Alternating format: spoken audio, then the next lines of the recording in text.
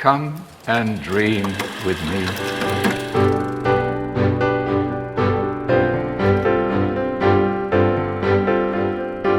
Hello and welcome to What Do You Want to Watch, the Explosion Network's premier media podcast. Every fortnight we get together to talk about movies, TV and online content and help you answer the question, America, really?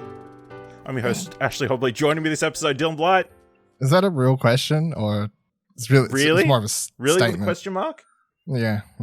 It's like saying, is it though? It's not really a question. It's just a catchphrase. I think we need to preface when we're actually recording this. This is like just after the Trump speech on election night. Yeah, we're literally, I don't know, 15, 20 minutes post. Yeah, half hour out or something like that. I think to put into perspective, was it like 2:30 a.m. I think it's after 3 o'clock there now. Yeah, something like that. So yeah. Eastern time. Yeah. He should have known better. Nothing good happens after 2 a.m. Should have gone to bed.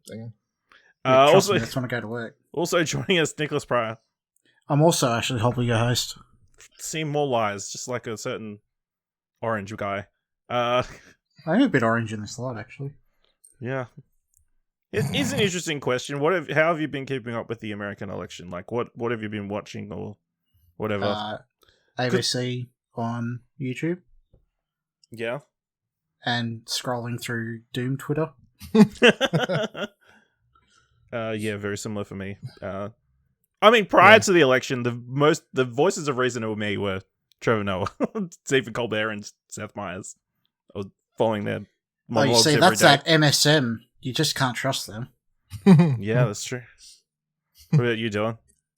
What today? Yeah, it's mostly been ABC because they have the one I could stream easily. So yeah, I didn't want to watch any Australian ones because. I was watching ABC Australia, not ABC ABC Australia. Yeah. Okay, no, I was watching the American one because that was the easy access one I could find. Okay. Stream. I didn't want to watch like Sky News or something like that. So no, ABC was okay. I don't think they were pretty unbiased. Disappointed. Yeah, they're actually pretty good. Actually, I mean, the graphics weren't great. No, I don't know why they had the person. I don't know why they had the person on the screen changing the graphics behind him. Funny you say that because when they switched over to their national news, I was on CBSN and they had the same thing. The guy there touching the screen. I don't know if you saw on Twitter, there was like pictures from the Japan coverage going around, and that was something. Yes, it's like that shitty 3D animated stuff. It was like the great. It's great 3D graphic stuff. Okay, and also they for like the picture where Donald Trump was winning, they'd have like a photo of him like fist pumping or something, and like Biden like sleepy face Biden picture, and then when it was the opposite, it was like Biden like smiling and then Trump like pulling like a real angry sad face or something. Like it was just it was super silly. Yeah. All right, we won't continue talking about the election. Who knows if it'll actually be resolved. This is your bi-weekly media election politics watch. Yeah, I don't know, every 4 years. Yeah, who knows if the results will be figured out by now, but yeah. Good luck, America. This episode, we'll be talking about what's in our watch history. We'll cover a little bit of news, and then we'll talk about the movie that we ended up watching, The Road. But let's kick things off with the big movie release of the past 2 weeks. Borat Subsequent Moviefilm, delivery of prodigious bribe to American regime for make benefit once glorious nation of Kazakhstan. Love it. Dylan, Nick, you both watched it. Yes. I will preface this. I'm not sure if we said it on the air last time, but I haven't watched Borat. I don't know. We made a point of bringing it up. Or most of Sacha Baron Cohen stuff, apparently. So yes, all of Ali G show. Fact: Ashley is anti-Semite. I mean, I watched Hugo. He's in that. Wow, right? Yeah, good Hugo. job. Yeah, he's in that, I guess. Yeah, if you want to count that. Trial of Chicago 7. Yeah. I thought you were mispronouncing Bruno. I was like, no. That's the weirdest accent. No. But yeah, how do you guys feel about this? You can go first. I had a good time with it. I don't think it was as funny as the first one, but I think it had a lot more heart to it at the same time.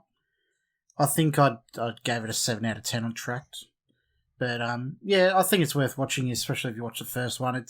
I feel like it had a lot more energy of Who Was America to this as opposed to Borat.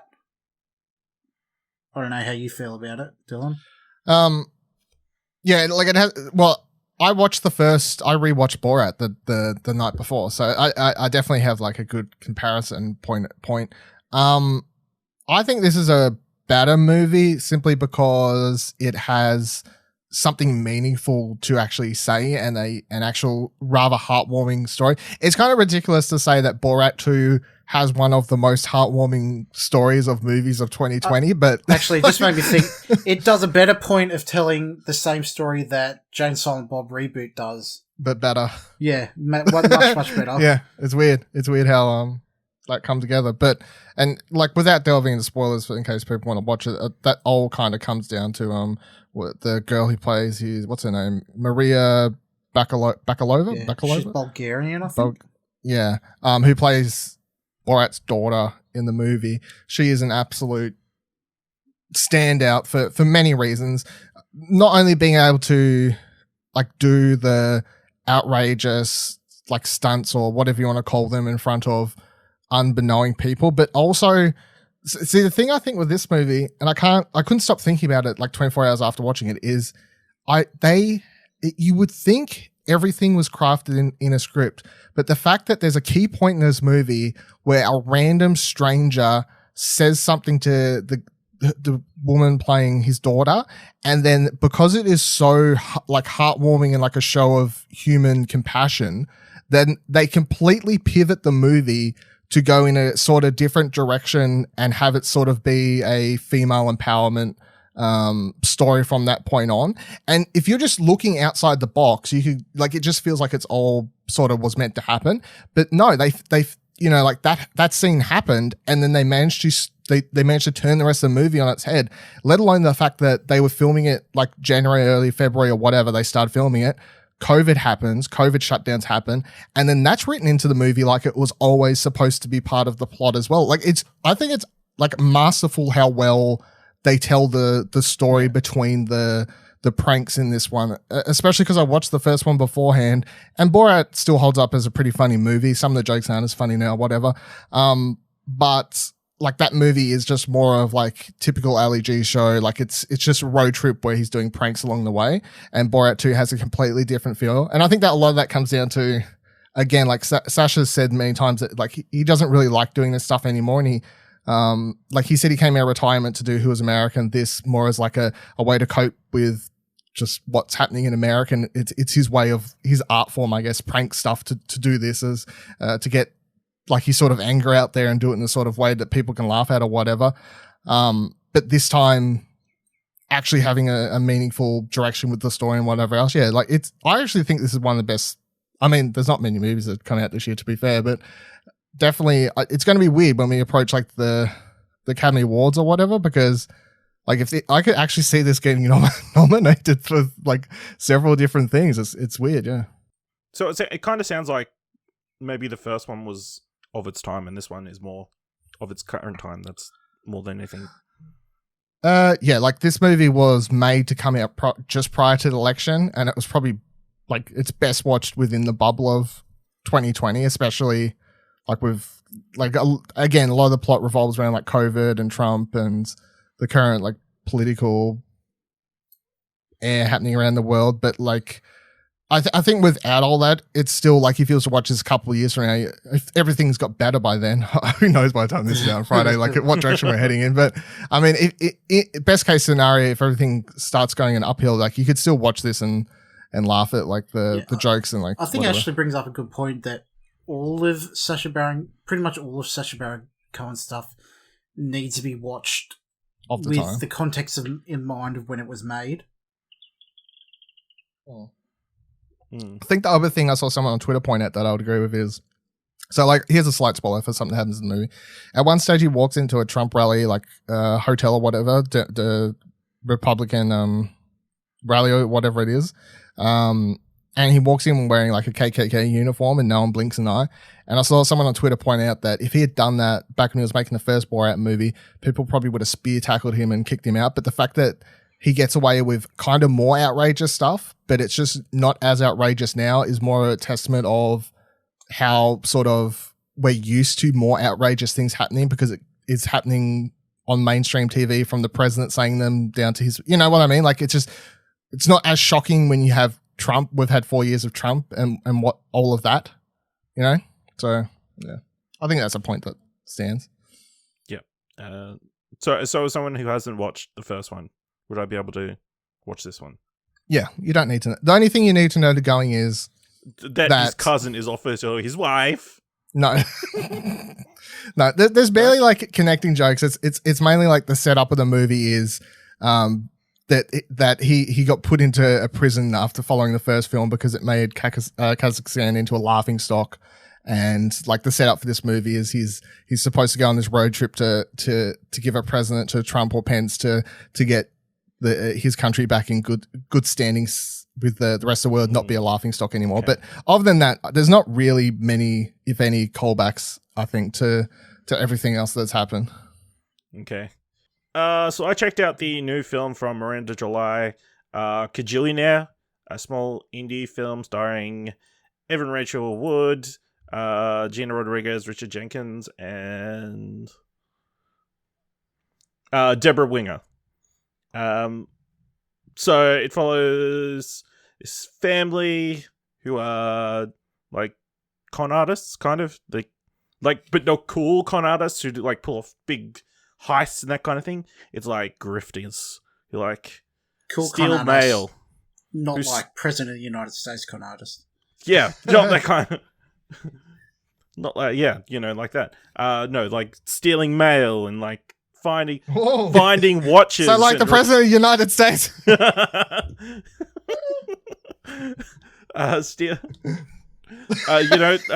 Pretending that their luggage got stolen so they can claim the insurance money. Hardcore. That kind of stuff, hardcore. So they meet Gina Rodriguez during one of their scams, and she kind of has an influence on the family dynamic. It's a good movie. It just didn't quite hit the right tone for me. I don't know. Yeah, it was kind of slow, and I don't know, there wasn't much to it. I felt like I was expecting it to be a bit more exciting or something, or emotionally moving, but it never really went there. I think it doesn't help that Evan Rachel Wood's character, Old Dolio, is like a very introverted and odd character. So it's hard to get any sort of emotional resonance with anybody. I don't know if this is a spoiler, but in the review I read, they said it's basically just marketed weird, where it makes out like it's going to be a movie about this family of grifters primarily, but then it just turns out it's more or less actually a love story. Yeah, I don't know if that was but the love story kind of feels forced and odd and kind of out of nowhere. I didn't feel like it deserved the ending that it got. Yeah, I guess it kind of focuses more on the weird family dynamic, because obviously they don't really see her as their daughter, they see her as their partner, in their crime spree. Crime family, yeah. So, yeah. Interesting film. Probably, check it out when it comes to streaming services, if any of that interested you.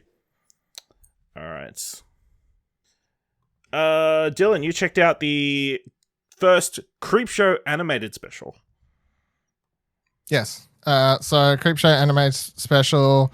Obviously they're working on Creepshow season 2 because Shudder revived Creepshow, which was a movie back in the early 80s, a horror anthology movie.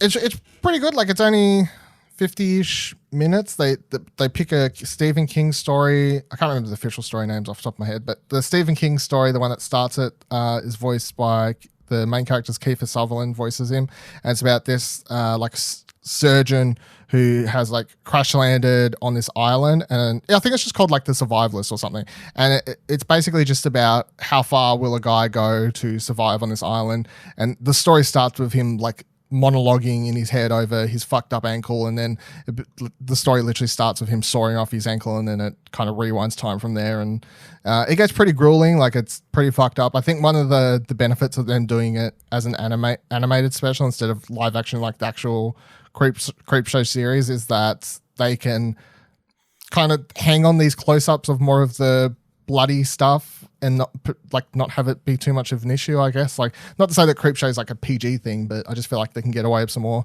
gory stuff in that one. And then the second story is called, I think, the Twittering from the Dead or something along those, close to that. It's a Joe Hill short story, and it's this girl who's on a family trip, and the story is primarily told just through her once again sort of talking to herself in her head or as she's tweeting out stuff. And the entire story is just her tweeting, being like, oh my God, my family's so boring, blah, blah, blah, blah, blah.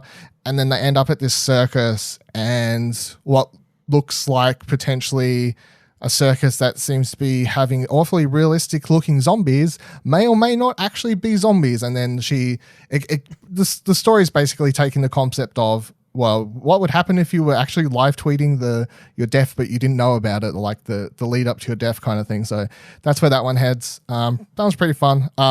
Who voices it? Joe King? No, Joe something King. I can't remember the girl's name. Amy King. Something King, I think. Anyway, they're both pretty good shorts, and they're animated really well. If anything, the animation actually just made me think like they should do a Walking Dead animated show of this animation style, because it kind of would really suit it. It looks quite good. My one problem with it is that because both stories are like first person, like just monologues, like from these inner characters, they both kind of they don't like super engage you, because you don't have like characters interacting on the screen. You're just hearing these characters talk. So I feel like they could have used, I don't know, maybe one of them didn't deserve to be in this and could have been saved for another special to mix it up, or there should have been like a third shorter story in the middle to help keep the pacing a bit better. But either way, it's only 15 minutes. But yeah, it was pretty fun. Cool. Nick, you started watching the new Nicole Kidman series, The Undoing, on Foxtel. Yeah, it's by the guy who created Big Little Lies. Not as in like wrote the novel, but like brought it to TV. The series. Yeah. And then he did Sharp Objects. Yeah. I don't know, I'm just finding it really hard to get invested into it. It's Nicole Kidman is this mother, she's a doctor, she's married to Hugh Grant, who's another doctor, and then the first episode just really sets up that somebody gets murdered and they trying to work out the cops are trying to work out how it is, and it's centered around Nicole Kidman, like her life unspiring, but it's the same as in like it has a very strong energy, the same as Big Little Lies, where it's the life of the ultra rich, and I don't know, I'm just finding it really hard to get invested and care, to be honest, like with it being so similar to Big Little Lies, and yeah, just like I really can't care for the struggles of the ultra wealthy in this current climate. So weirdly, that's one of my problems with that series, and one of the reasons I didn't Big Little Lies. That was one of the reasons I didn't think I'd like it, because like the setup. But then I don't know, for whatever reason, that series like gets its hooks into you. And, I believe this is only a 6-episode run. But like just coming off the coattails of Big Little Lies, like so closely into being very similar, it's just like it just feels like a pale imitation. This one's based off a novel as well, I believe, so I don't know how well regarded the book is, but yeah, I mean, I guess the mystery of itself is kind of interesting, but I'm not really invested in it, so I'll probably keep on watching because there's only 4 more episodes left, but I mean, I wouldn't go ahead and recommend it to people to watch at the same time. Okay. Cool. So you also watch Lords of Chaos. What's that film? That's a film depicting the late 80s, early 90s Norwegian black metal scene. If anyone knows about that, like the notorious history of... I think everybody does. Well, I don't know, but like I knew about the story before going into the film. There's a lot of murders and like interpersonal conflict and stuff going on, and they're basically edgy teens and whatnot. It stars Rory Culkin as a guy called Euronymous, which is they based a story around. it just basically tells the story of the band Mayhem up until the point that Euronymous gets murdered. The thing I don't like about it is that it kind of portrays the person of Euronymous as a sympathetic character, where all reports are that he was just an absolute fuckwit and scumbag that all of them are. I mean, and it's also doesn't know what kind of movie it wants to be. Like I guess it's like, realistic in the first half, and then the second half, their characters start getting visions and whatnot, like simulating PTSD, I guess. But it's just out of left field and not consistent with like the themes of the movie at the same time. But I must say that it's the music's good, and the actual violent scenes in the film are very visceral and realistic, like have a strong realistic impact. Like, it was very, very uncomfortable to watch, which I don't think it gets spoken enough in that light about. But, I mean, as an overall movie, it's fine. Cool. All right, let's talk about the thing I want to hear you talk about the most. Sallow, or the 120 Days of Sodom. I set this up by saying why. Why was this? Because you tweeted that you pretty much hated it. Yeah, I worked out how I want to know why he watched it. Because I was wondering how Dylan always goes on watching this. And I was like, what the fuck? How do you do this? But I have it set so like I can just choose to or not choose. You can set it to automatic, but I'm like, no, I don't want to do that. Yeah. I don't know. I was just sitting there one afternoon and going through my watch list of what I wanted to watch, and I saw that there, and I Which service did you watch it on? It wasn't any service. I had to buy a DVD of the Criterion Collection. What? Yeah, it's not on any streaming services. So you bought a physical copy of this film? It was the only way to watch it. I mean, I've been meaning to watch it for quite a while. Like, it always come up on lists of, like, the most shocking films and crap like that. I mean... How many of these films that you find on these lists do you actually enjoy? Yeah, it's true. I feel like it's very hit or miss. Yeah, it is very hit or miss. Like, there's Old Boy, like the Korean movie Old Boy in that, on these lists and stuff that I've been trying to watch, but they're not. Okay, I'm a big fan of that movie. If you don't like Old Boy, then we're gonna... Oh, I haven't seen Old Boy, so... Okay. I can but off this list, you usually hate these movies. At least there's one I've watched I can say that it is good, in my opinion. It's very... What's the story? It's based off a book by a French author, libertine, called Marquise de Sade, who is in the...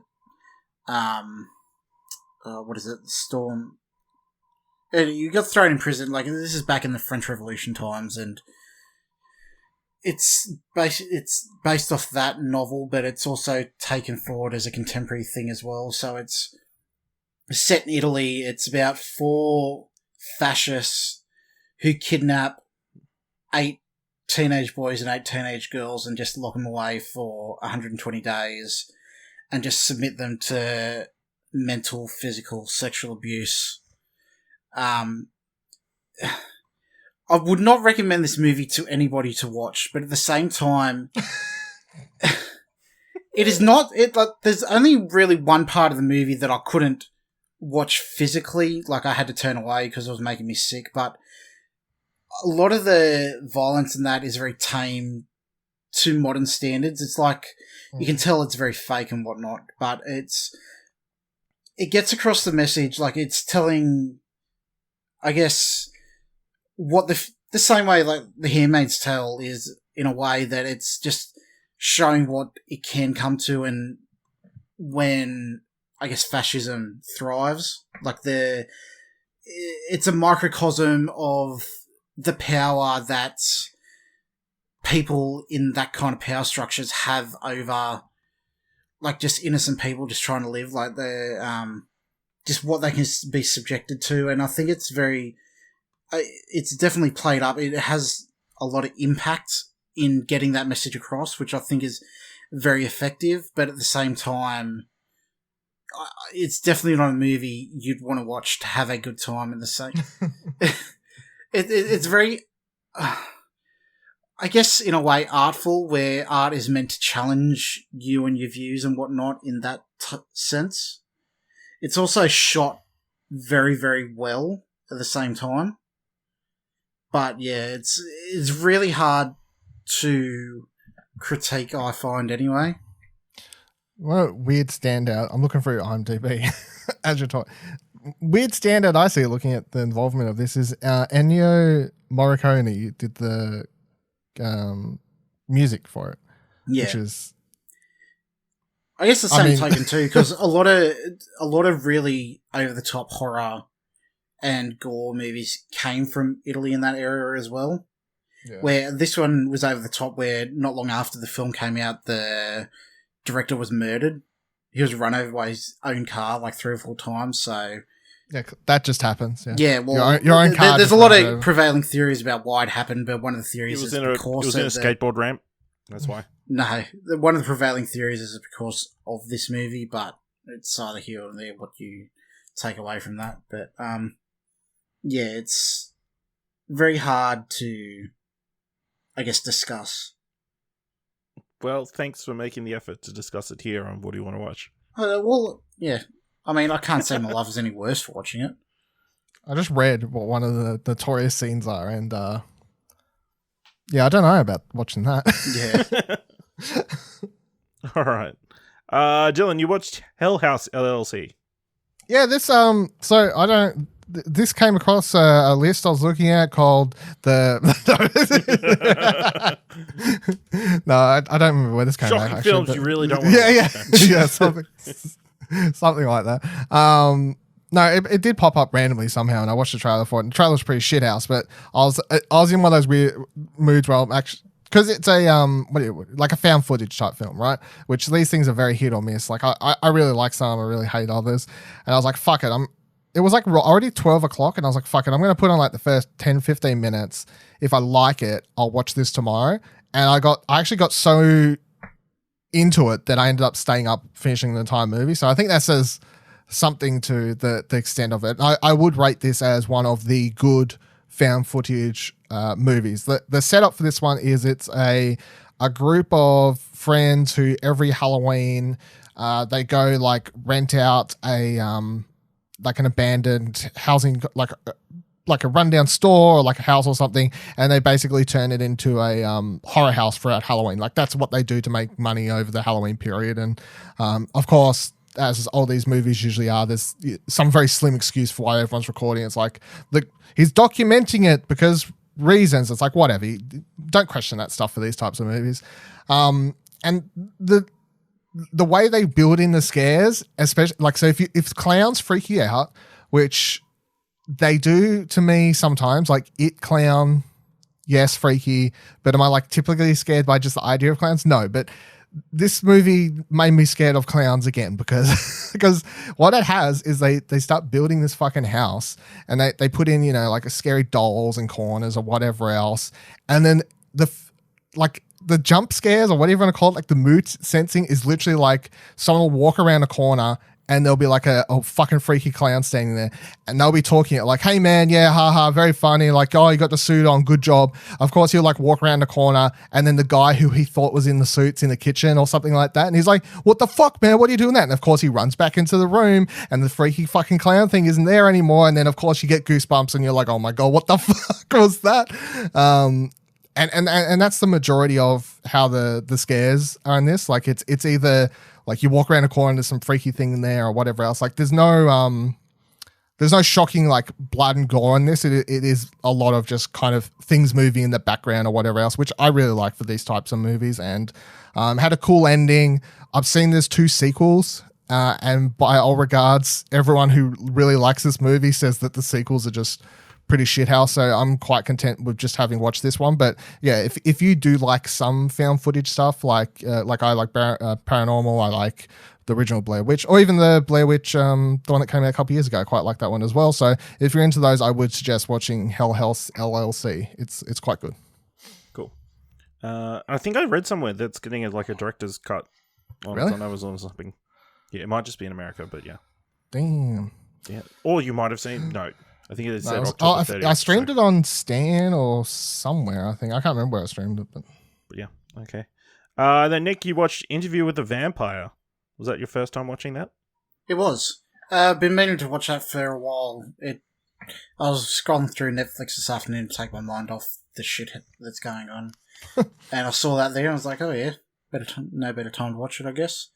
Yeah, it was different. It wasn't what I was expecting it to be. It's, for those who don't know, it's about Brad Pitt. He gets with a journalist, I guess, and tells his whole life from being turned as a vampire up to that current point. He gets turned by another vampire played by Tom Cruise, which I think plays his part quite well. Like, unhinged vampire, I guess. I mean, yeah, it's shot well, it's acted pretty well, it's got Kirsten Dunst in it, Antonio Banderas. Yeah, I mean, it was a fine watch. I wouldn't say it's an outstanding movie, but it's something different as vampire movies come. Yeah, I don't really have a whole lot more to say about it. I think I rate it as one of Tom Cruise's best movies because he's not playing typical Tom Cruise in it. Yeah. Yeah, I enjoyed my time with it. Yeah, it's just not really much to say about without going through the whole plot point by point. Yeah. Yeah, so before we get into the mandatory Netflix segment, just want to shout out, we did a special Apple TV Plus episode of What Do You Want to Watch. You can find on the news feed, in which we talk about a bunch of different Apple TV Plus shows you should watch, even a top 10 list of shows you should watch on Apple TV Plus, featuring Mr. Simon Blackburn from Take My Turn. Yeah, we had a lot of fun recording that. Make sure you check it out. Yeah, unfortunately Nick didn't show up, so, Have you even watched any Apple TV Plus stuff? No, I don't even... No, you don't even have it. I even have access to Apple TV. No, so... I mean, just to reiterate on the point that we made in that podcast, you do not need there's an stuff Apple... I want to see in it, but... You do not need an Apple product to watch... Just to watch it. You don't. You do not need an Apple device. So one of the key discussion points we have in that podcast is there's lots of great TV here, but everyone thinks you need an Apple product to watch the stuff, and that's because Apple's marketed this service horribly. And that, I mean, even Ash didn't think he could watch this stuff until I was like, you don't. You can just watch it on your laptop or Chromecast it kind of. The problem is none of that is great. So the Apple TV Plus is coming to next gen consoles. And is getting into newer televisions as well, I believe. So, well, when they release an Android app that I can Chromecast, and then I might give it a chance. Maybe, if Apple like money, and I think they do. Don't you have your PC in your lounge? Hey, is your PC plugged into your TV in your lounge? Yeah, but I don't really watch. Whenever I watch stuff, it's normally in bed. Okay. Yeah. The lounge room TV is solely for PC gaming. Okay, that's normal. Yeah, that's how dare I expect different? Yeah, duh. Who doesn't do that? All right, let's move on to the mandatory Netflix segment of the show.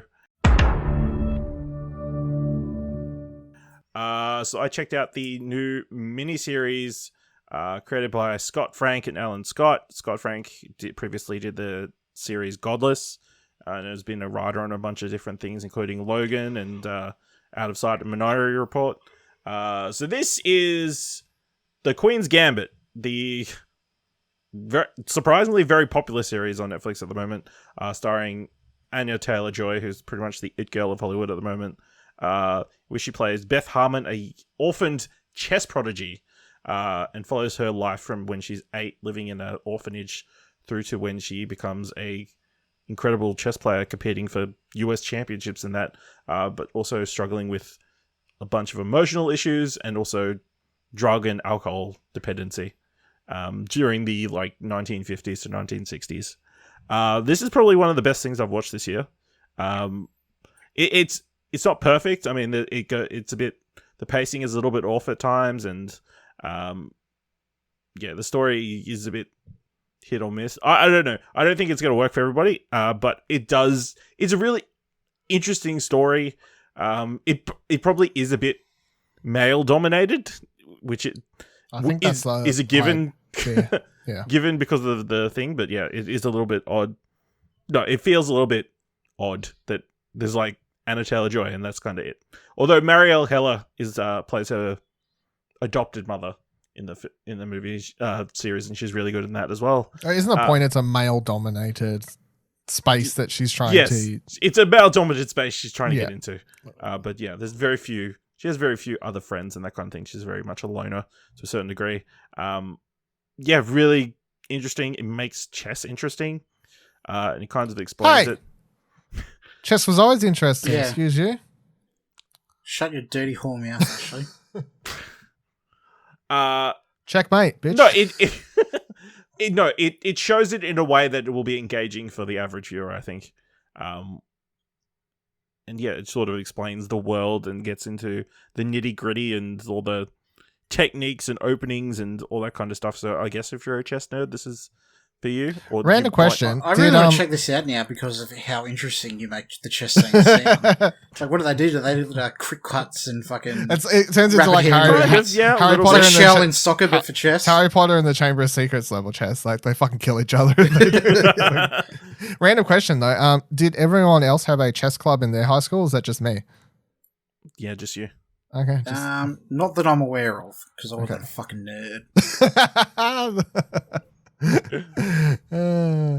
But yeah, Anna Taylor-Joy is great in this. I suspect some Emmy love probably next year. So yeah, check that out on Netflix. Also checked out Over the Moon, the new animated film on Netflix, done by Pearl Studio, and animated by Sony Pictures Imageworks. Apparently, it follows a young girl in China whose mother passes away as she's young. His dad starts starts a relationship with another woman who she's not very keen on, and she wants to remind her dad about one true love, so she sets up a rocket to go to the moon to find the moon princess. Because that'll help. That'll solve all the problems. I mean, the story doesn't make a ton of sense, but there's a lot of fun imagery. There's some nice songs and that kind of stuff. It does look very pretty. But yeah, it kind of its messaging is like a little bit too what's the word? Obvious, I guess. It's on the nose. Is it? Yeah, a little bit on the nose. Yeah, it's very much a story about letting go and that kind of stuff. So, is it made by the Chinese? Like, is it Chinese made? No, the director's a white old man.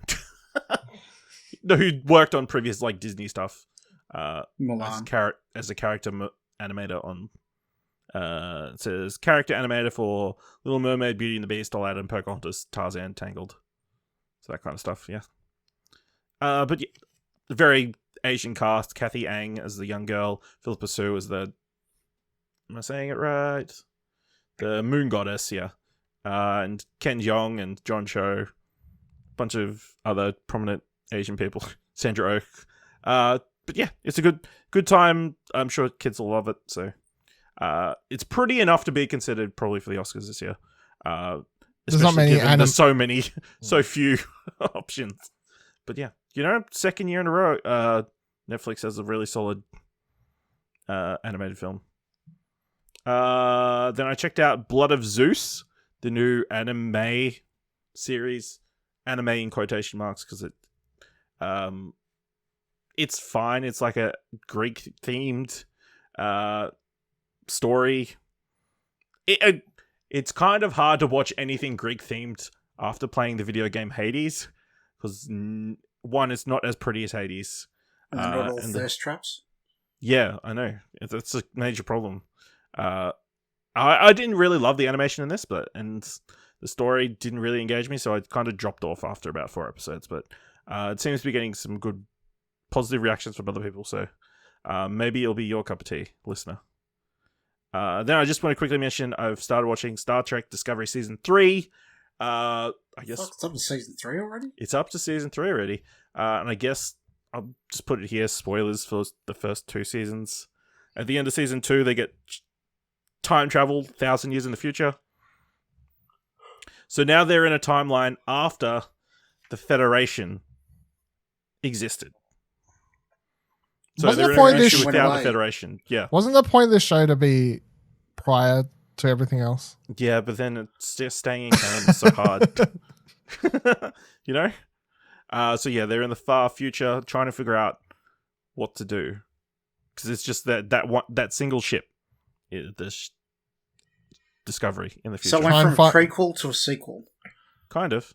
Is they Trying to copy that Star Wars train. Are they not trying to get back in time? Like, or did they go there on purpose? Maybe no, they went there on purpose. Okay. They got something got downloaded to the ship.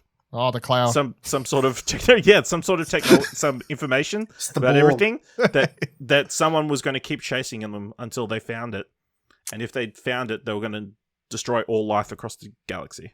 Those pesky So Cybermen. they went to the one place where they couldn't get them, the future. Yeah. You know? Makes sense. They just need to find the Doctor now. Yeah. Yeah.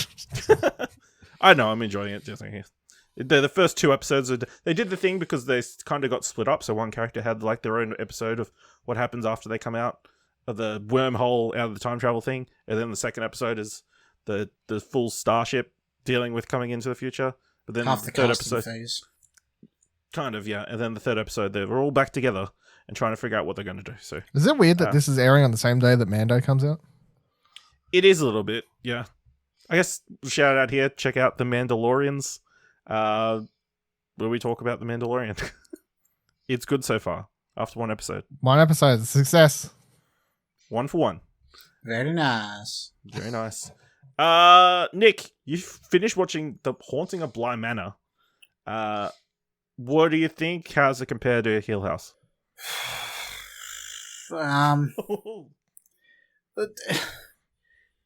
The ending was... I enjoyed the ending. I think it was worth it and impactful, but at the same token, I don't think it was worth sitting through the whole season for.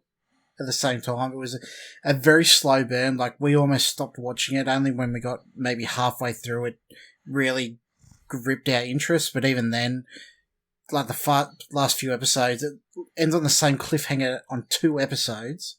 Yeah, it should have been 6 episodes, really. Yeah, it was way too long, and it definitely is not as good as Hill House, in our opinion, like ours and like mine and Stacey's.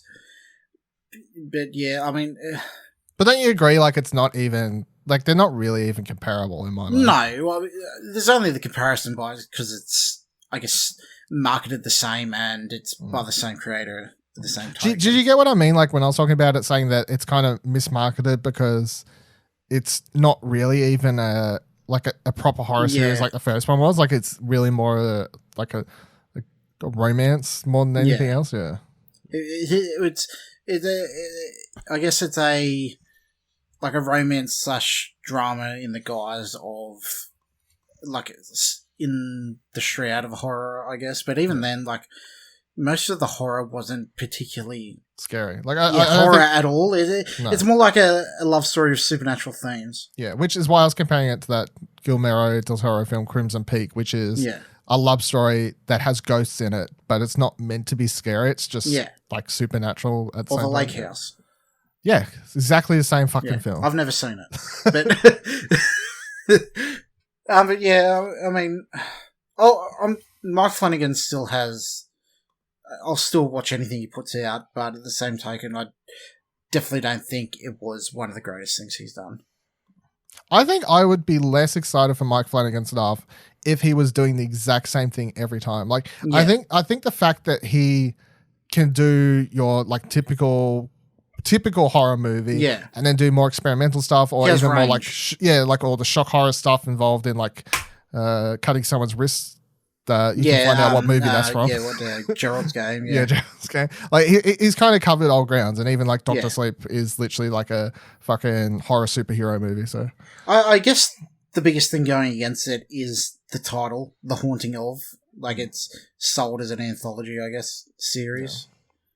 How good is Rahul Kohli though? Now that you've watched, I honestly think he was the best. Best, yeah. Yeah, he is literally the best. Like most of the other, I wouldn't say they're bad acting, but the characters weren't particularly engaging.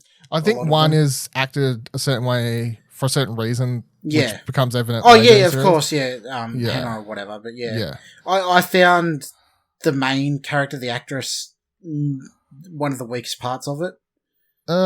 Yeah, but I don't know. Like, I think it's just weird at the start because she feels a bit off, but then it's obviously because she's like dealing with like. But I got to say, the children was acted extremely well. Absolutely splendid. I mean, there were parts in that show where I really just wanted to fucking punch the fuck out of that kid, but then it all comes roundabout and you go, oh, that's why that's happening, and like, yeah, almost. I guess a Nurse Ratched kind of effect, not the shitty Netflix show, but the movie. Yeah. Like where it's played so well, it elicits that kind of reaction out of you. Random shout out, by the way. When I was watching that show, I was like, "This little girl's voice, I've heard it somewhere." So I open up IMDb. It turns out she's the current voice of Peppa Pig. I'm like, oh, there you go. Oh. Shout outs. Yeah. I don't think Peppa Pig is what she normally sounds like, though, right? Well, no, it's because when she does the absolutely splendid, like she puts it like really high, it sounds more like Peppa Pig. I think is what the. Okay. That's a meme, biggest meme from that show. Yeah. Absolutely splendid. Nick, then you watched Extraction, the Chris Hemsworth action spy film. Did you say Chris Hemsworth? Chris Hemsworth is working in this one though. Yeah. Okay. What'd you think? Nah. It's definitely not worth watching. I mean, there's one or two, I guess, above average action scenes, but most of it is just, like subpar action tropes and like logical stuff happening. Like, I mean, it doesn't consistent with its own internal logic with stuff that happens as well. It's just kind of all over the shop, and it's, I think, maybe half an hour too long. I think the runtime is over 2 hours, but yeah, I mean, I guess the best thing going forward is it's in an exotic location for us. Like, it's 98% of it is filmed in Bangladesh, which is quite an interesting setting, and it's very claustrophobic and the way it was shot and whatnot, but it's definitely not worth the investment in watching. I mean, if you're interested in the action scenes, just go on YouTube and watch like a supercut of. Well, the only thing I've seen from this movie, I haven't watched a trailer or anything. All I've seen is they had it on Corridor. Stuntmen React. Yeah, they had on Stuntmen React. That's literally all I've seen about this movie. That's where it got on my radar. I was like, oh yeah, those scenes they showed in that was interesting, but it's overall the movie's not great. Yeah. Cool. That's everything to watch. Okay. Fine. That's everything in our watch history. Let's move into a little bit of news. And we got our first slate of nominees in this year's AACTA Awards, the Australian Academy Cinema Television Arts Awards. These are the proper, like, standard, not the People's Choice stuff that we covered previously.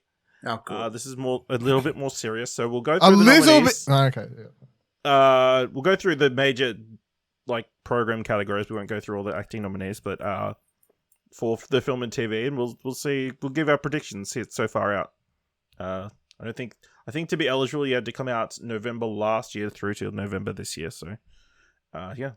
All right. So the AACTA Award for Best Drama Series, the nominees are Bloom, Doctor, Halifax Retribution, The Heights, Mystery Road, and Wentworth. Dylan. Am I picking who I think will win? Yeah. Wentworth. Nick. Yeah, Wentworth is the only one I know about, so. Yeah, I'll say Wentworth as well. Final season. Makes sense. Yeah, isn't it up to its, like, 20th season or something? I think it was 6 or 8 or somewhere like there, but yeah, close. I think, pretty close. The AACTA Award for Best Telefeature or Miniseries, the nominees are The Gloaming, Hungry Ghosts, Operation Buffalo, The Secret She Keeps, and Stateless. Nick. I'm going to go Hungry Ghosts because all I can imagine is like hungry hippos with ghosts. So. Good. Dylan? Operation Buffalo is Says in Maralinga, South Australia, at the height of the Cold War, at a remote army base carrying out British nuclear testing, paranoia runs rife, and nuclear bombs are not the only things being put to the test. I got to be honest. You call something Operation Buffalo. I was expecting a cooking show or something. That's kind of a letdown. So, but I'll pick that. I'll pick that. That does sound like it's a thing. Hey, I'll pick. You know who we need on for this segment is Andrew from The Curb. Yeah. Maybe I don't know if he's watched all Australian TV. I don't think he watches TV though. Yeah, he's a big film buff. So. So he hates the Australian TV industry. Heard it here first. Not sure I said that, but I would pick Stateless. So the AACTA Award for Best Comedy Series the nominees are At Home Alone Together, Black Comedy, The Other Guy, Rosehaven, and Upright. I would go Upright. Dylan? Black Comedy. I've watched that one, so. Rose something. Rosehaven. That's the one. That's the one. The AACTA Award for Best Comedy Entertainment Program, the nominees are the Australian Amazon Original Stand-Up Specials, Australian Lockdown Comedy Festival, Drunk History Australia, LOL, Last One Laughing Australia, and Sean McCullough's Mad as Hell. Dylan? There was a Drunk History Australia? Yeah. I didn't even know that was a thing. What the fuck? The first option you give makes it sound like it's a category just for Amazon shows. No, it's just this series of Amazon specials. Yeah. I'm going to go with old mate Sean. Sean McCullough. Yep. Nick? I'm going to go Last One Laughing because I actually watched that one and it was pretty decent. Okay. I'm going to go Drunk History Australia. That's good. Yeah. Best Entertainment Program. The nominees are Eurovision Australia Decides Gold Coast 2020, Hard Quiz, Have You Been Paying Attention, Lego Masters Australia, The Voice, and The Weekly. What's Nick? The topic again? What's the Best Entertainment Program? Isn't all TV considered entertainment? I love how our serious one is still pretty fucking dire. I'm going to go Lego, because I like Lego. I'll go to Weekly. I'll go Lego Masters as well. I watched the finale of that. That's pretty good. Crazy stuff. Best Factual Entertainment Program. The nominees are Gogglebox Australia, Hamish and Andy's Perfect Holiday, Love on the Spectrum, The Project, Who Do You Think You Are, and You Can't Ask That. There's a lot of there's a lot of strain on factual in that category. It's a weird category. Even our serious awards are pretty fucking comedic and ridiculous. Well, I mean, that just says a lot about the state of Australian television. There's nothing that needs to be said about that. I'm sure we all know. Best faction. I don't know, The Project. Fucking whatever. I'm going to go Love on the Spectrum because I want to hope that that's true. If it's what it's about, I hope it's treated respectfully. But I'm not convinced. Yes. Okay, yeah. If it's what I think it's about, then yeah, that. Yeah, I'm going to go for that one as well. I believe it was picked up by Netflix earlier this year. It was. I've seen it on there. So after being on the ABC. Yeah. Next category is Best Lifestyle Program. Nominees are Better Homes and Gardens, Jimmy Choo's Taste of the Territory, The Living Room, Luke Nguyen's Railway Vietnam, Restoration Australia, and Selling Houses Australia. Yeah, I reckon I'm going to lock in Railway Vietnam. What was the category called? Best Lifestyle Program. Yep. Selling Houses, because I've watched an episode of that. It's interesting. I'm going to go Jimmy Choo's Taste of Territory. I can't believe what the next category is when I feel like it's been the same category for the last two ones, but that's fine. The AACTA Award for Best Reality Program. The nominees are The Amazing Race Are they actors Australia. if it's a reality program? What? If it's a reality program, how are they acting? I mean, the awards are just called AACTA Awards. It's Australian Academy of Cinema Television Arts. There's nothing in acting about it. No, but you said best actor in a reality program. Because it's anagram. Fuck no. It's anagram. It's AACTA Awards. So it's they're called AACTA Awards. What's this category called?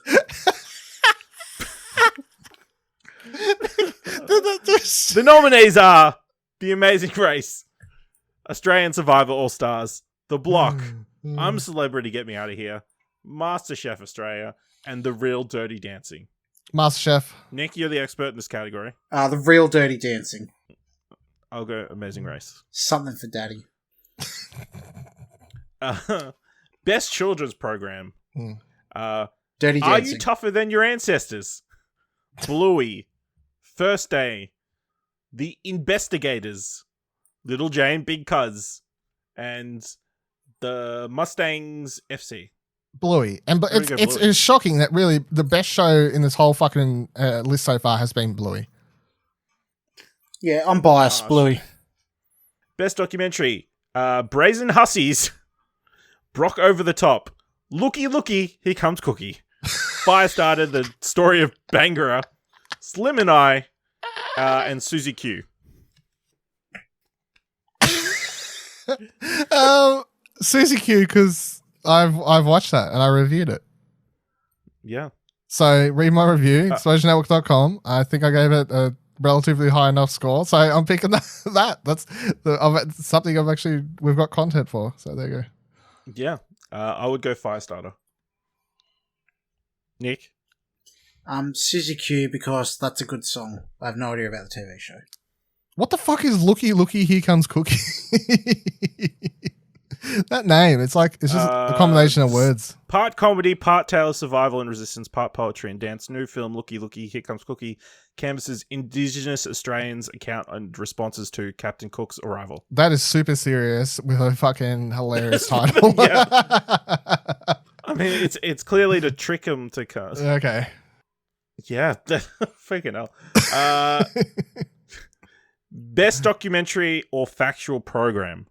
Nominees are Ambulance Australia, Fight for Planet A, Our Climate Challenge, Lindy Chamberlain, The True Story, Malinga Tajurcha, Murder in the Outbreak, The Falconio and Lee's Mystery, and Sean McAuliffe's On the Source.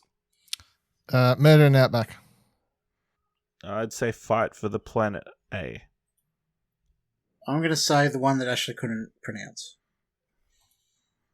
Good, solid choice. All right, let's finish up with the best films of the year. We'll do best indie films first. The best indie film for 2020. A Boy Called Sailboat, Hot Mess, Coco, A Red Dog Story, A Lion Returns, Standing Up for Sunny, and Unsound.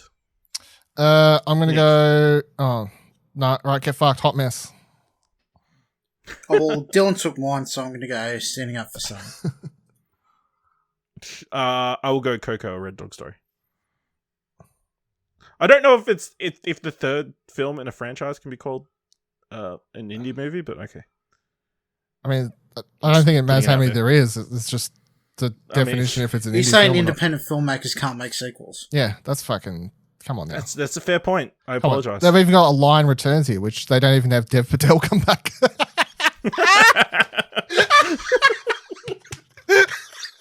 is the best joke I've ever made. That is so good that if you get it, you'll be laughing in your car, and if you're not, fucking hell. Okay. And the AACTA Award for Best Film presented by Foxtel. Nominees are Baby Teeth, H is for Happiness, I Am Woman, The Invisible Man, Relic, and The True History of the Kelly Gang. It's a tough one. Well, I'll tell you what, before we pick, but I just want to say that I would like to watch all of these before the end of the year, the ones that I haven't. Baby Teeth is finally available to rent, which I realized late last week. It was finally available to rent, so I'm looking forward to watching that. Don't watch it, Nick. You won't like it, I don't think. No, I don't. Themes? Call Me By Your Name. Oh, right. But yeah, I'd like to watch because I've watched half of these, so I'd like to watch it. My pick would be True History of the Colour Gang. That's probably still one of my favorite movies of the year, though. So yeah, I rate that movie quite high. Nick, I've only seen Kelly Gang. I didn't particularly like it, so I'm going to vote for it. Because I didn't particularly like it, but I think it's the only one I've seen. So I know for a fact that it's better than all the rest of them. It's like Schrodinger's movie. I'm having such a. I actually say you should watch True History of the Kelly Gang. Ash is what I'm going to say because I think it's got mixed opinions on this show. Yeah, I need to see which side I'm fit on. I'm going to go The Invisible Man, which is currently the front runner for the Academy. Is that an Australian film? Yeah, but it was directed by Lee Winnell. And it was. So it's only by who it's directed by. No, it was a co. No, because it would have gotten Australian funding. Yeah. Well, while that exists. If you watch it, it comes up at the start, Village Roadshow or whatever. So,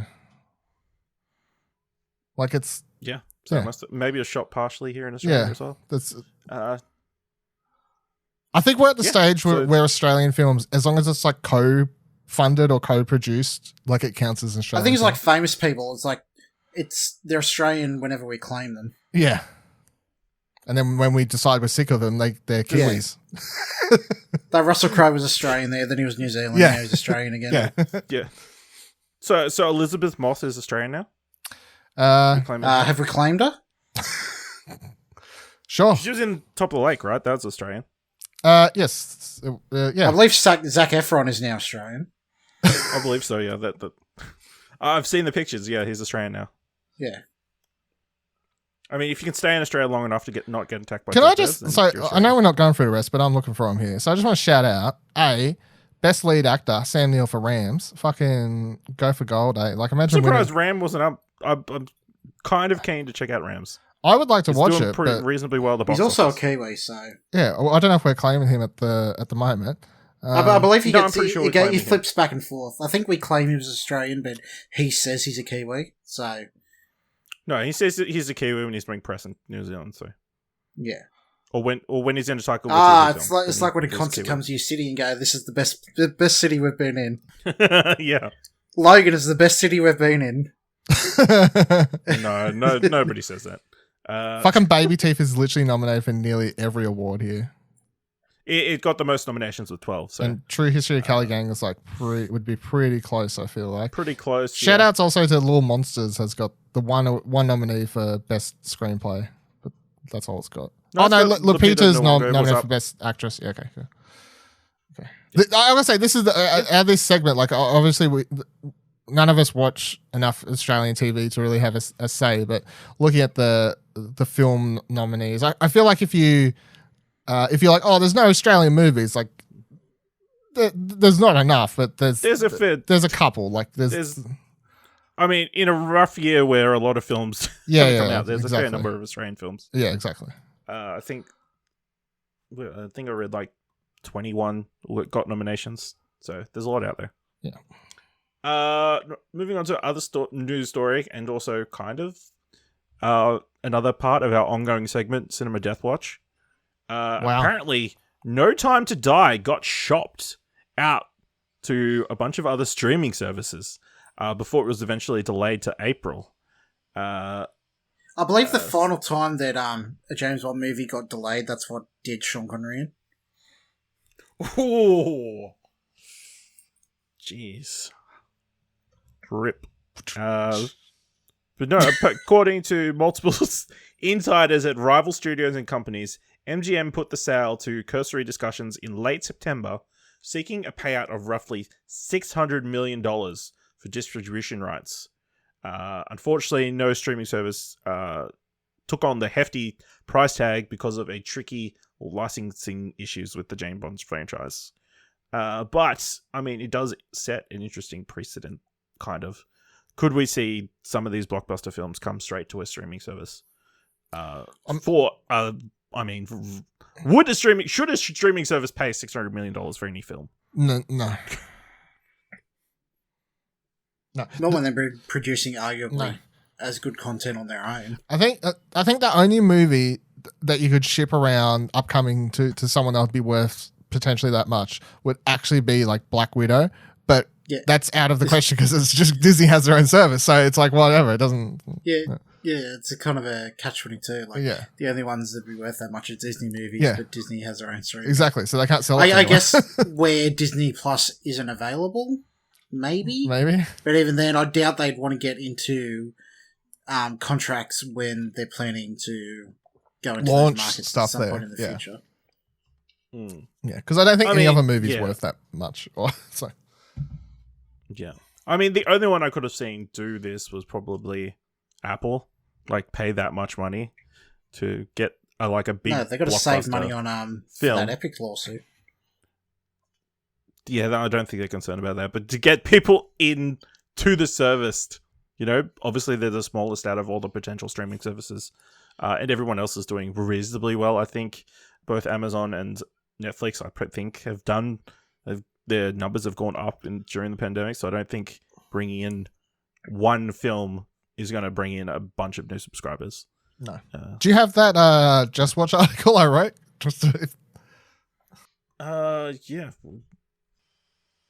Yeah, so Dylan, you recently did an article on the streaming service in Australia.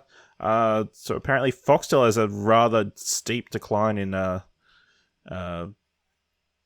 at least Foxtel now, the streaming service, had a pretty sharp drop off the last couple of months.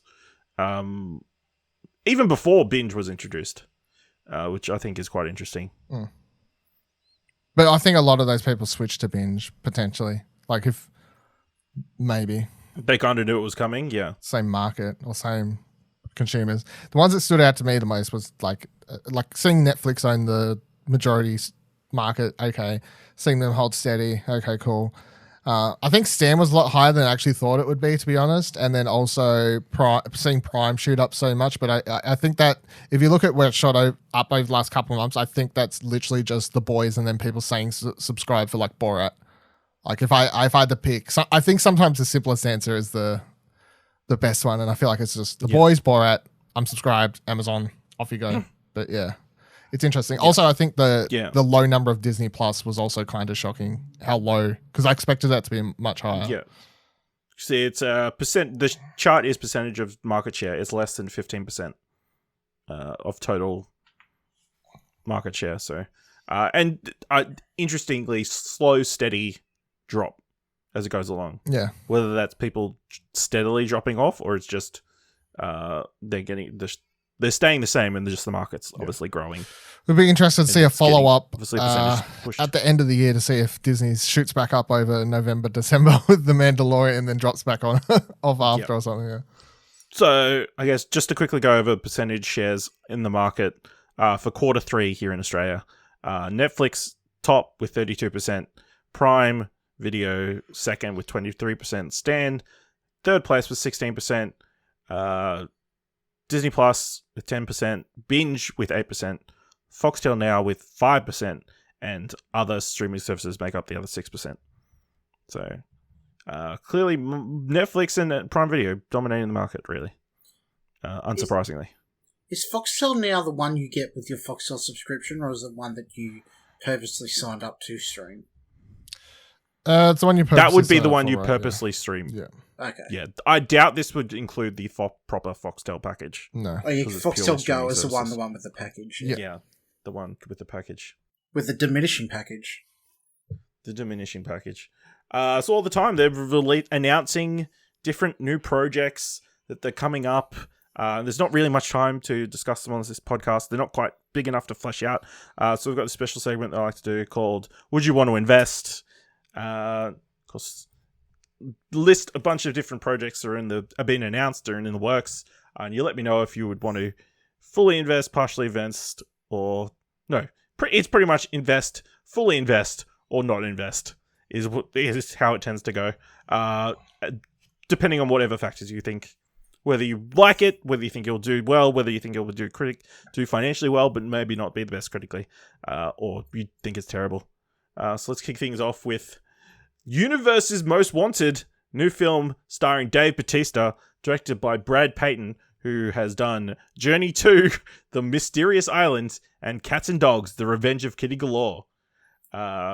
in which a small town that's in for a big surprise and a fight for the world's survival when a spaceship carrying the universe's most wanted and dangerous criminals crash lands in their backyard. The sheriff's son soon becomes a hero when he finds himself helping an intergalactic peacekeeper, played by Dave Bautista, to keep the ragtag group of alien prisoners from escaping and taking over the world. So this is obviously a kids' movie, yeah? Hope so. Yeah. They keep on putting Dave Bautista in kids' movies, so I want to assume that they do fairly decently. So I guess I'll partially invest in this. No. Dylan? No invest. No. No? Get out of here. Dylan hates wrestling. It's true. Hates wrestlers. I hate WWE. That's Is he still wrestle? Dave Bautista? I mean, technically he could come back, yeah, sure. But no, I mean, he's not a full-time. No, Bautista retired. I mean, they all say that. Come on, that's true. Yeah, that's true. He could just come back and, like, Bautista bomb somebody whenever he wants. Next up, we've got The Black Phone, based on the story by Joe Hill, directed by sinister filmmaker Scott Derrickson. Synopsis is, John Finney is locked in a basement that's stained with the blood of half a dozen other murdered children. In the cellar with him is an antique telephone, long since disconnected, but which rings at night with calls from the dead.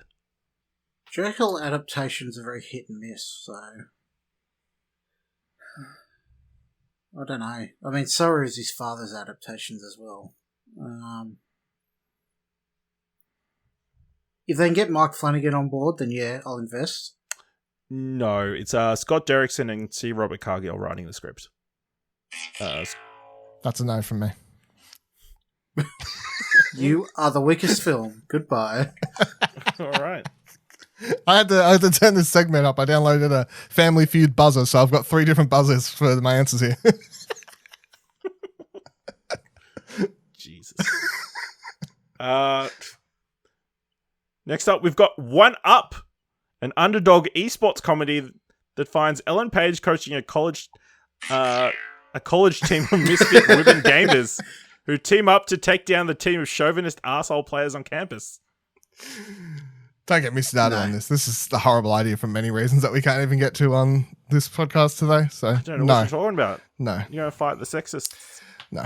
That's video games. Like Gamergate is no. Oh, is this that Gamergate? It's a Gamergate movie where they're like, gets a real funny subject, we'll make it like a comedy drama, bro. It's kind of like Pitch Perfect. I know people got like death threats and like sexual harassment and like had to change houses and it's a really but it's funny, bro. It's fucking Ellen Page. Yeah, but you've got to get into the mindset of a soulless studio executive. Yeah.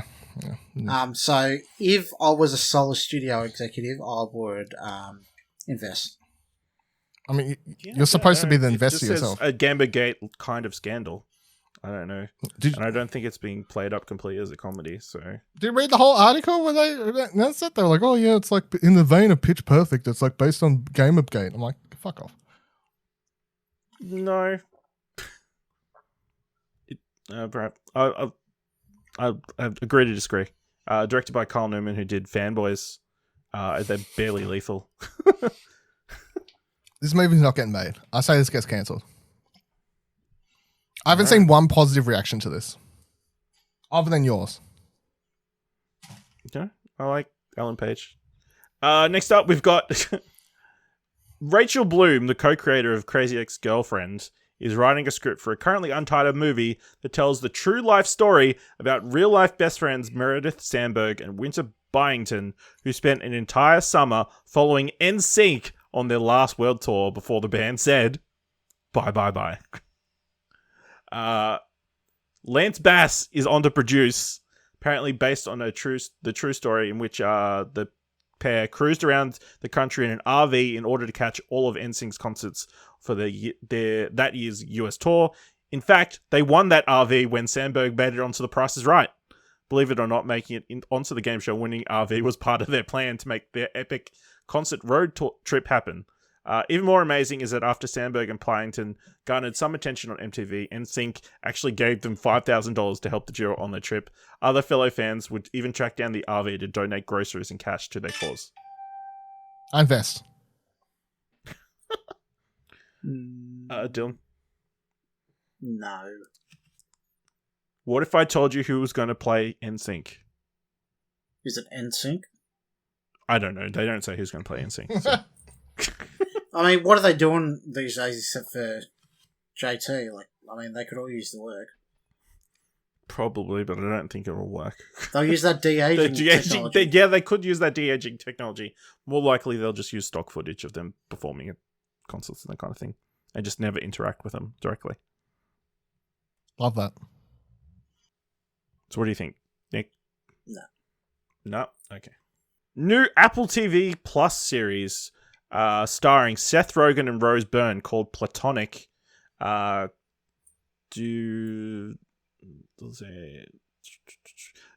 Co-written by Nicholas Stoller, director of Neighbours, in which Platonic explores the inner workings of a platonic relationship.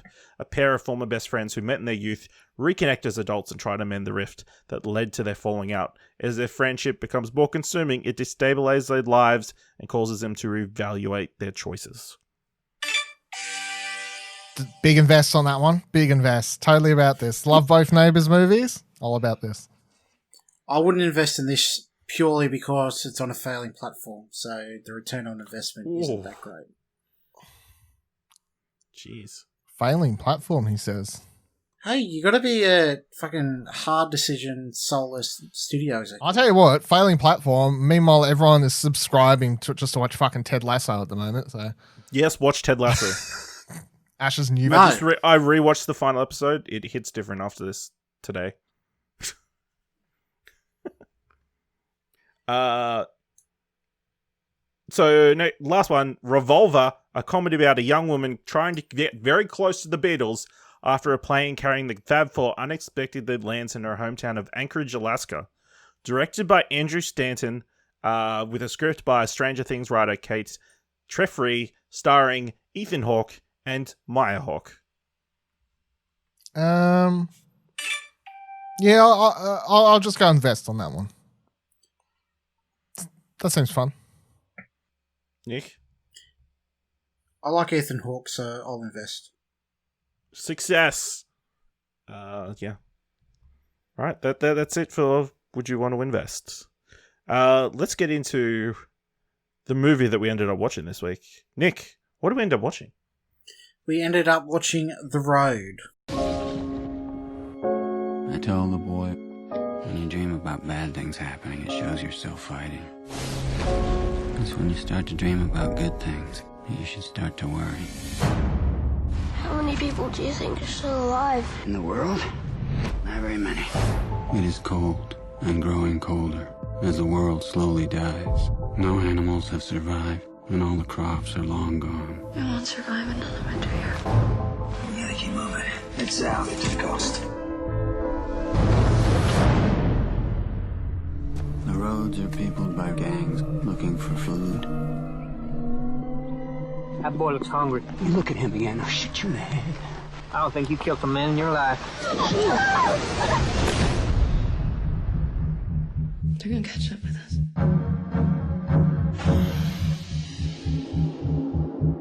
And they're going to kill us. I told you I would do whatever it takes.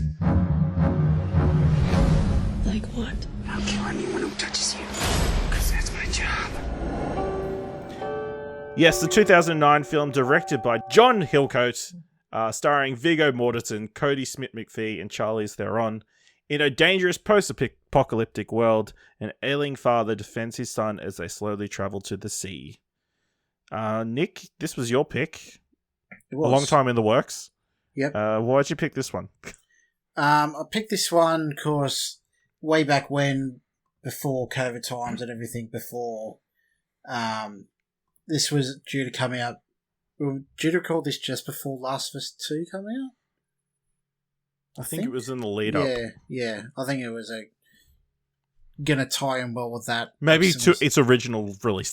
Yeah, similar sort of themes. And I was reading the novel at the same time as well, so I just wanted to watch it again. Okay, so you'd seen it before? Yes, I'd seen it not long after it came out. Okay, so how do you feel about the film? Because there is some mixed reaction to this one. Yeah, when it first came out and I saw it, I absolutely loved it. but upon watching it now, after reading the book, I don't love it as much. I mean, I still think it's a solid movie overall, but I guess with the novel being fresh in my mind, it's hard to not make comparisons and not find it as enjoyable as the book. But I think the acting was pretty solid throughout, and it certainly gets the mood and the feeling of just the absolute hopelessness and despair of the world that they're in comes across pretty well. But yeah, I mean, it's still a solid movie. I don't like it as much as I did, but yeah. Okay. Dylan, have you seen this before? Yeah, I watched it when it came out. I've probably seen it. This is probably my third or fourth time I think I've watched it. I definitely liked it less on this most recent rewatch.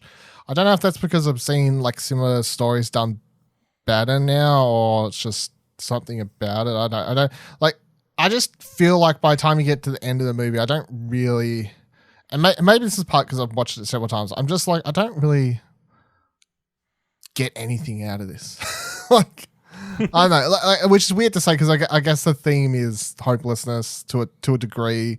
There's like a little bit of hope at the end of the movie, I guess, but like I don't find the journey exciting. Maybe the first time I watched it was more enjoyable because you like everything's scary, exciting, and you're watching it, you're seeing it unfold for the first time. But like knowing where it ends up, I don't know.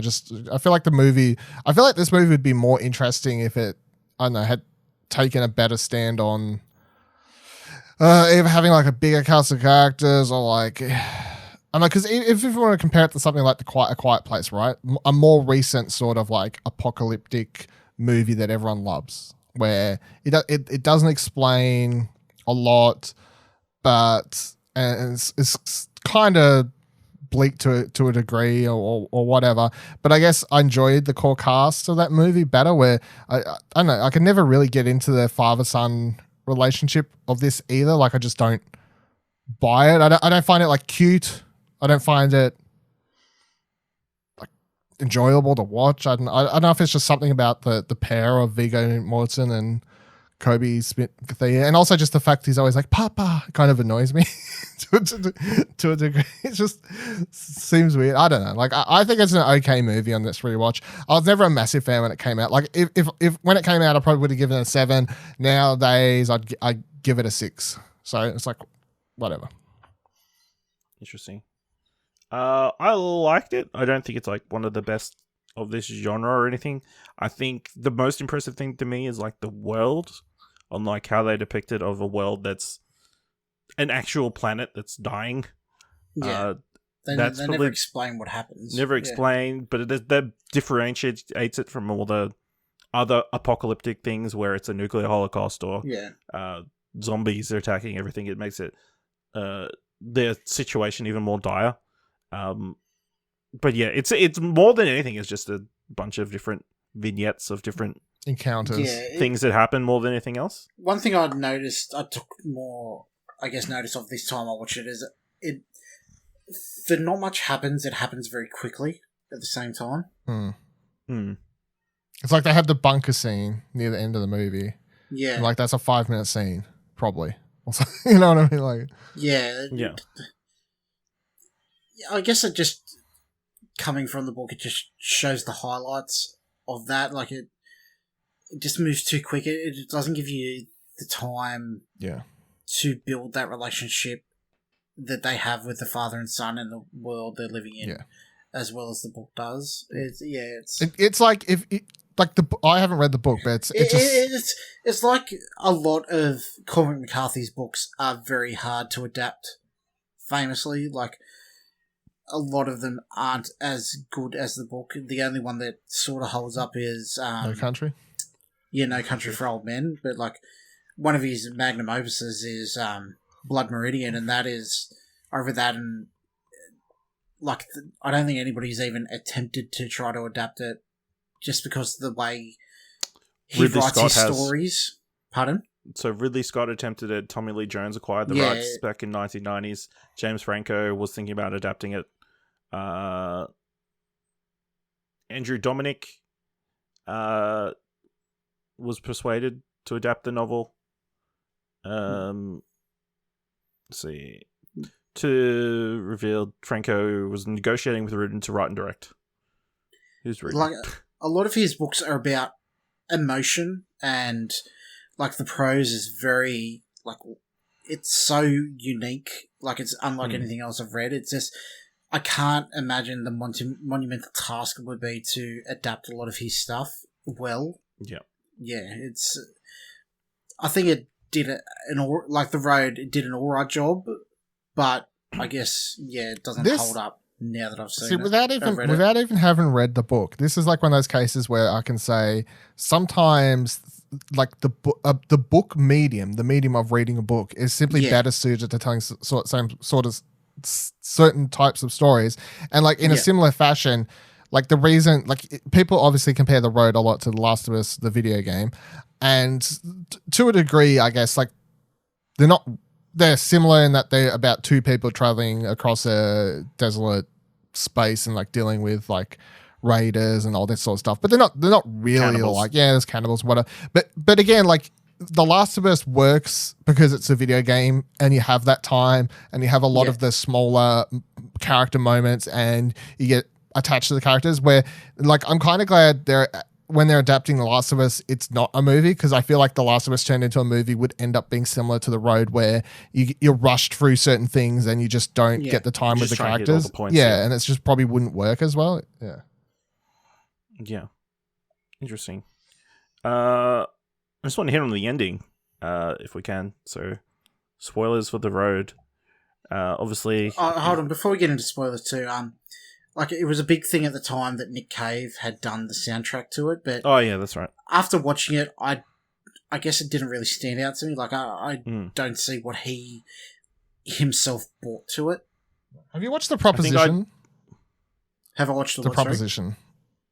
The movie, whatever the director's name is, I forget who he did before this, the Australian film. No, I don't believe so. Okay. Okay. Put it on the list. Yep, it's going on the list. Because Nick Cave did the score for that as well, didn't he? That was my. I think they've worked together quite a bit. Yeah. So I don't. The score never really stood out too much for me either. So, I guess if it doesn't stand out, I guess it's doing its job at the same time in a way. I don't know. I mean, some of the best scores are noticeable, so you at least remember. I guess the score for this is more helps setting the emotion as opposed to like bringing out like tracks you can listen to on an album or something like that. Yeah, supplement the action, not kind of, I guess, enhance it in a way. Yeah. Obviously, Viggo Mortensen's man slowly becomes more hardened and less forgiving of other people as the movie goes on. Obviously, that really tough to watch scene with Michael Kenneth Williams, the thief, where he pretty much strips him naked and leaves him for dead. But the ending, obviously, the father dies, took an arrow to the knee, and wow, it's true. And then the boy comes across another family. Do you guys think, one, is that family good or bad? And two, was that the family that was near the bunker? It is the family that was near the bunker. That's what they hint at. Because she says they were following pretty him. much a long time. Yeah. It says, if you put it all together, like they literally, it's like, it's a dog. And he's like, it's not a dog, blah, blah, blah. It's other people. Or if it's a dog, it's with bad people because only bad people have dogs. And then at the end of the movie, it's like, well, there's a family, there's a dog, or they have a kid. He bumps into a kid early in the movie who he runs away from. You can presume that's the same kid, I guess. Like, put all the pieces together.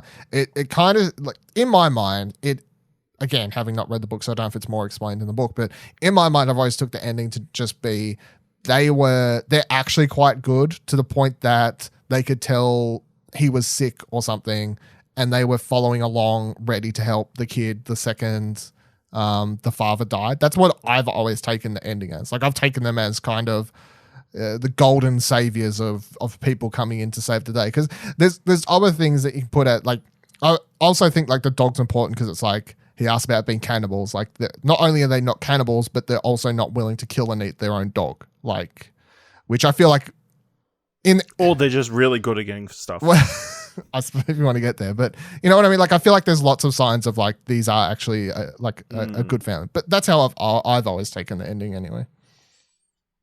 Yeah, the ending. I've never assumed that they were anything but what they come across as. Personally, what do you think, Ashley? Because you obviously I think they're good. I think probably the film works the same way as the ending of The Mist, except kind of switched, where they could have been with these good people all along if they had just trusted people, you know? Yeah. But, you know, distrust of other people causes you to die.